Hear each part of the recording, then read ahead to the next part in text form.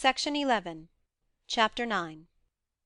Nothing is more painful to the human mind than, after the feelings have been worked up by a quick succession of events, the dead calmness of inaction and certainty which follows and deprives the soul both of hope and fear. Justine died. She rested, and I was alive. The blood flowed freely in my veins, but a weight of despair and remorse pressed on my heart which nothing could remove. Sleep fled from my eyes. I wandered like an evil spirit, for I had committed deeds of mischief beyond description horrible, and more, much more, I persuaded myself, was yet behind. Yet my heart overflowed with kindness and the love of virtue. I had begun life with benevolent intentions and thirsted for the moment when I should put them in practice and make myself useful to my fellow beings. Now all was blasted. Instead of that serenity of conscience which allowed me to look back upon the past with self-satisfaction, and from thence to gather promise of new hopes, I was seized by remorse and the sense of guilt, which hurried me away to a hell of intense tortures, such as no language can describe. This state of mind preyed upon my health, which had perhaps never entirely recovered from the last shock it had sustained. I shunned the face of man. All sound of joy or complacency was torture to me. Solitude was my only consolation. Deep, dark, death-like solitude. My father observed with pain the alteration perceptible in my disposition and habits, and endeavoured, by arguments deduced from the feelings of his serene conscience and guiltless life, to inspire me with fortitude and awaken in me the courage to dispel the dark cloud which brooded over me. "Do you think, Victor," said he, "that I do not suffer also? No one could love a child more than I loved your brother." Tears came into his eyes as he spoke. "But is it not a duty to the survivors that we should refrain from augmenting their unhappiness by an appearance of immoderate grief? It is also a duty owed to yourself, for excessive sorrow prevents improvement, or enjoyment, or even the discharge of daily usefulness, without which no man is fit for society." This advice, although good, was totally inapplicable to my case. I should have been the first to hide my grief and console my friends if remorse had not mingled its bitterness and terror its alarm with my other sensations. Now I could only answer my father with a look of despair and endeavour to hide myself from his view. About this time we retired to our house at Bellerive. This change was particularly agreeable to me. The shutting of the gates regularly at 10 o'clock, and the impossibility of remaining on the lake after that hour, had rendered our residence within the walls of Geneva very irksome to me. I was now free. Often, after the rest of the family had retired for the night, I took the boat and passed many hours upon the water.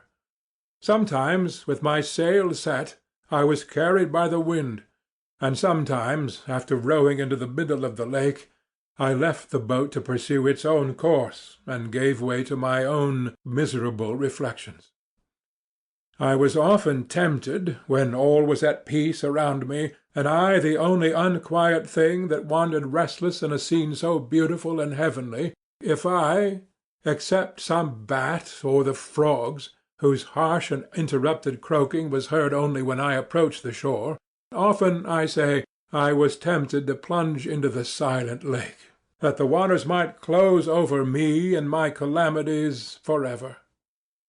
When I was restrained, when I thought of the heroic and suffering Elizabeth, who I tenderly loved, and whose existence was bound up in mine. I thought also of my father and surviving brother.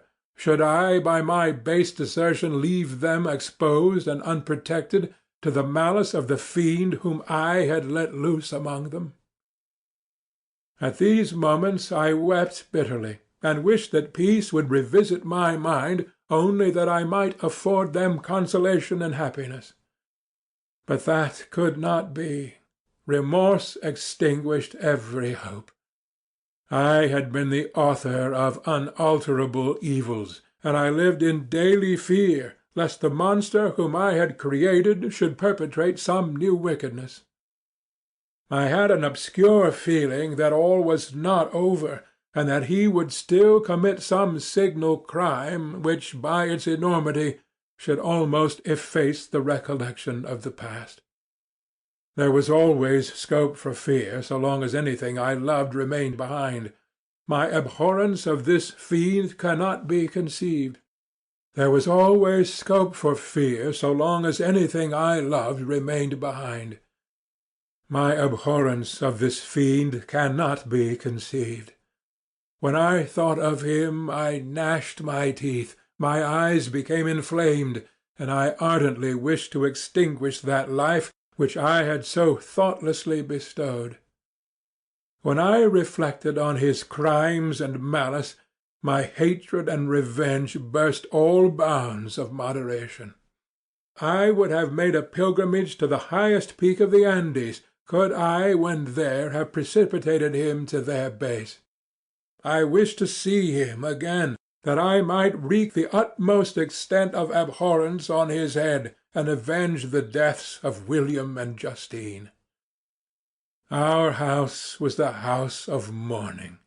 My father's health was deeply shaken by the horror of the recent events. Elizabeth was sad and desponding. She no longer took delight in her ordinary occupations. All pleasure seemed to her sacrilege toward the dead. Eternal woe and tears she then thought was the just tribute she should pay to innocence so blasted and destroyed. She was no longer that happy creature who in earlier youth wandered with me on the banks of the lake and talked with ecstasy of our future prospects. The first of these sorrows which are sent to wean us from the earth had visited her, and its dimming influence quenched her dearest smiles. "When I reflect, my dear cousin," said she, "on the miserable death of Justine Moritz, I no longer see the world and its works as they before appeared to me. Before, I looked upon the accounts of vice and injustice that I read in books or heard from others as tales of ancient days or imaginary evils. At least they were remote and more familiar to reason than to the imagination.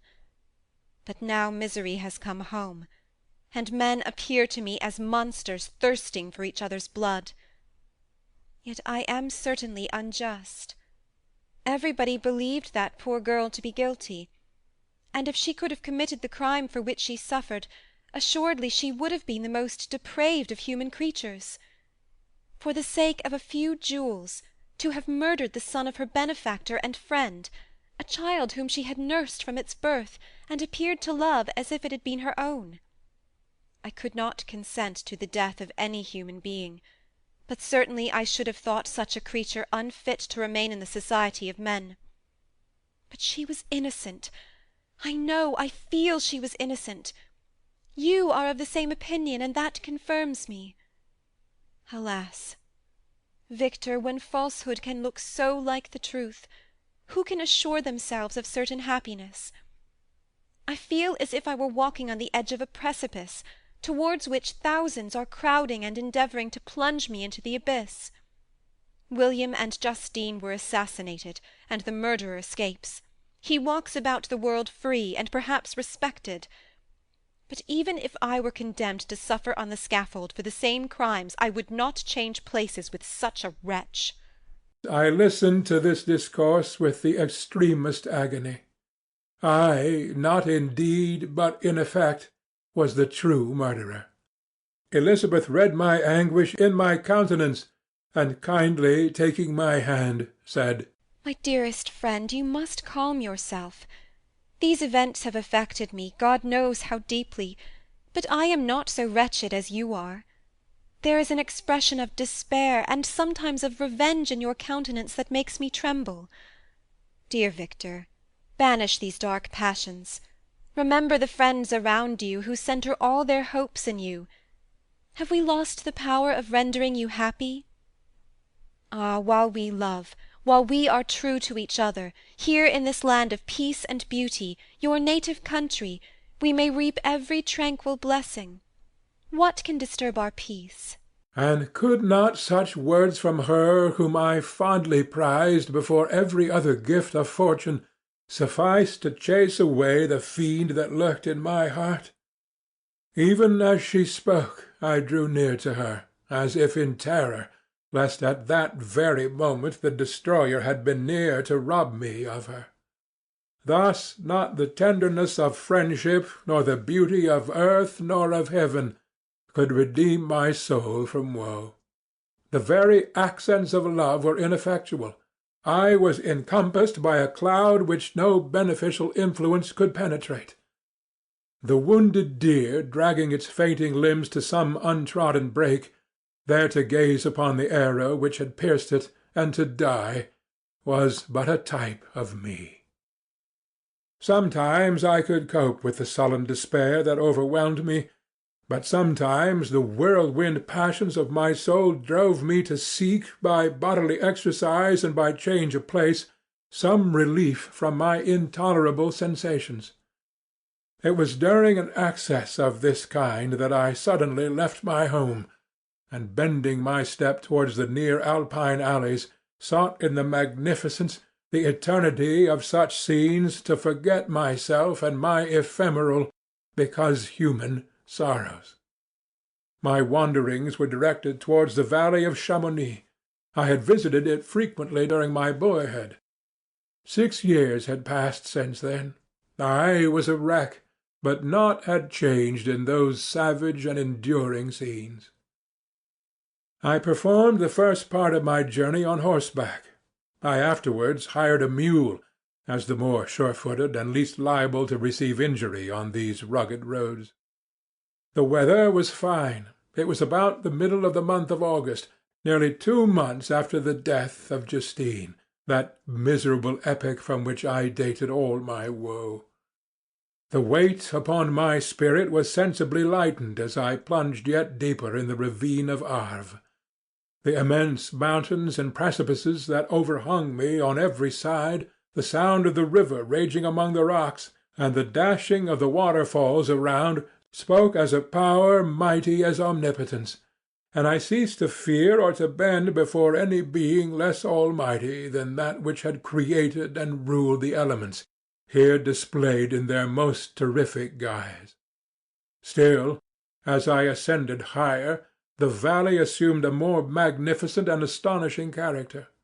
Ruined castles hanging on the precipices of piny mountains, the impetuous Arve, and cottages, every here and there peeping forth from among the trees, formed a scene of singular beauty. But it was augmented and rendered sublime by the mighty Alps, whose white and shining pyramids and domes towered above all, as belonging to another earth, the habitations of another race of beings. I passed the bridge of Pélissier, where the ravine which the river forms opened before me, and I began to ascend the mountain that overhangs it. Soon after I entered the valley of Chamonix. This valley is more wonderful and sublime, but not so beautiful and picturesque as that of Cervaux, through which I had passed. The high and snowy mountains were its immediate boundaries, but I saw no more ruined castles and fertile fields.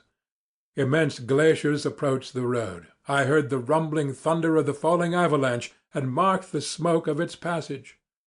Mont Blanc, the supreme and magnificent Mont Blanc, raised itself from the surrounding aiguilles, and its tremendous dome overlooked the valley. A tingling, long-lost sense of pleasure often came across me during this journey.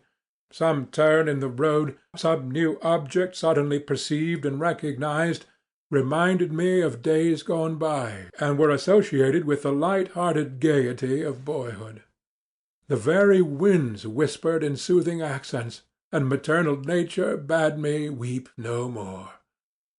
Then again the kindly influence ceased to act. I found myself fettered again to grief, and indulging in all the misery of reflection. Then I spurred on my animal, striving so to forget the world, my fears, and more than all, myself. Or in a more desperate fashion, I alighted and threw myself on the grass, weighed down by horror and despair. At length I arrived in the village of Chamonix. Exhaustion succeeded to the extreme fatigue both of body and of mind which I had endured. For a short space of time I remained at the window, watching the pallid lightnings that played above Mont Blanc, and listening to the rushing of the Arve, which pursued its noisy way beneath. The same lulling sounds acted as a lullaby to my too keen sensations. When I placed my heart upon my pillow, sleep crept over me. I felt it as it came, and blessed the giver of oblivion.